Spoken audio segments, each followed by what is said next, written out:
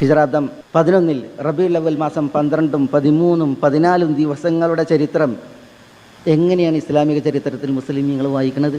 മദീനയിൽ വീടുകളിൽ അടുപ്പിൽ തീ പുകയാത്ത, വീടുകളിൽ വിളക്കുകൾ കത്താത്ത, സന്തോഷം സന്താപത്തിന് വഴിമാറിയ അബൂബക്കറും ഉമറും ഉമ്മു ഐമനുമൊക്കെ ഏങ്ങി കരഞ്ഞ റസൂലുള്ളാഹി സ്വല്ലല്ലാഹു അലൈഹി വസല്ലം തങ്ങളുടെ പ്രിയതമന്മാർ വിതുമ്പിയ സഹാബത്ത് കരഞ്ഞ് ഒരു വ്യക്തി മദീനയെ ലക്ഷ്യമാക്കിയിട്ട് വരികയാണ്. അദ്ദേഹം ആദ്യമായിട്ട് മദീനത്തേക്ക് വരികയാണ്.